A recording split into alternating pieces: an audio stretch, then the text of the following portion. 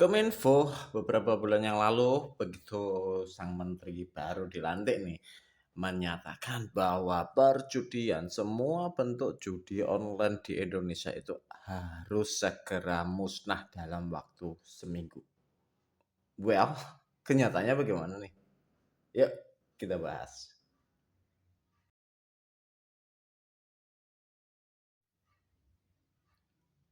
Halo, assalamualaikum warahmatullahi wabarakatuh, sahabat zona nyaman semuanya yang ada di manapun berada. Kali ini kita akan membahas masalah judi online lagi nih ya teman-teman semuanya.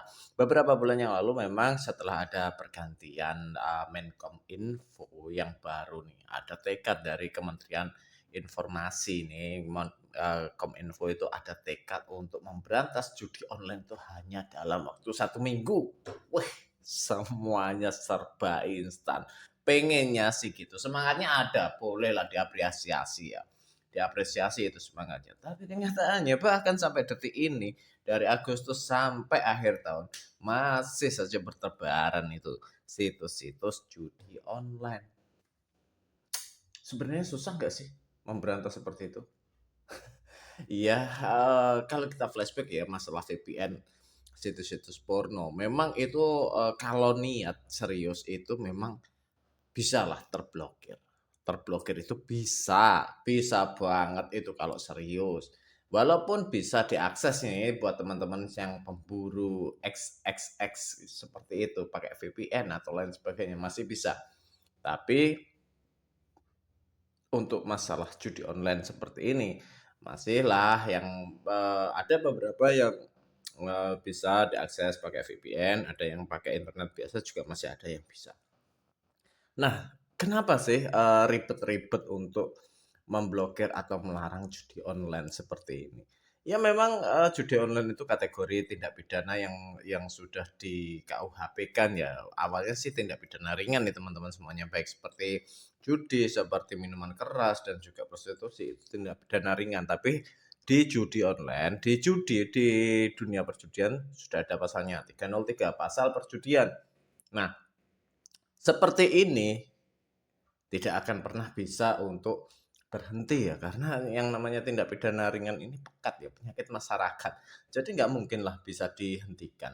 Nah, bisa nggak ini mumpung mau pilpres nih, mumpung mau pilpres, ada nggak yang berani kampanye? Oke, nanti kalau saya jadi presiden, saya akan legalkan perjudian.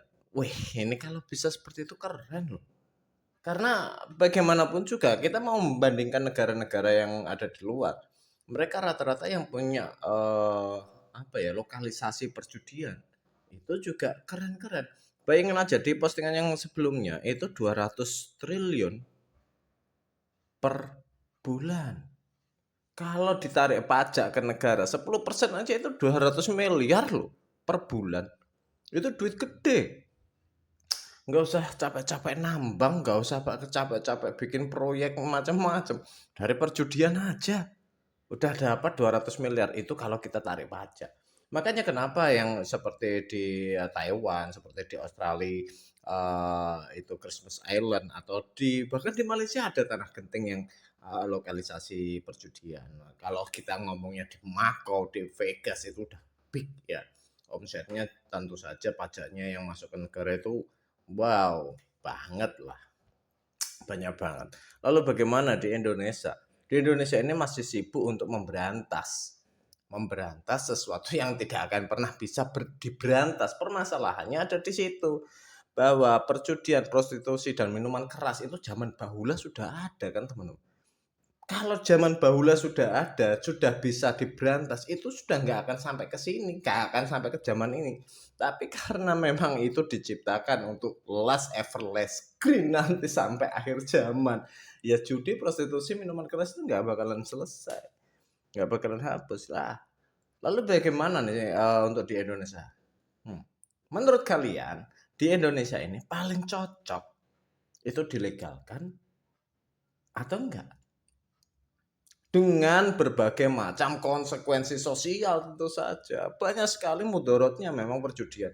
Rumah tangga hancur, keuangan hancur, ekonomi rumah tangga berantakan dan lain sebagainya.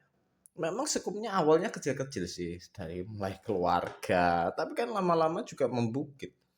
Nah, silahkan kalian tulis di kolom komentar, apa pendapat kalian tentang judi online?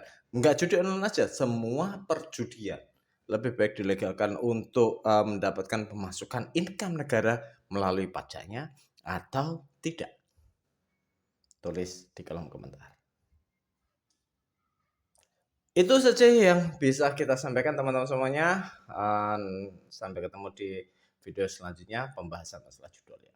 Assalamualaikum warahmatullahi wabarakatuh.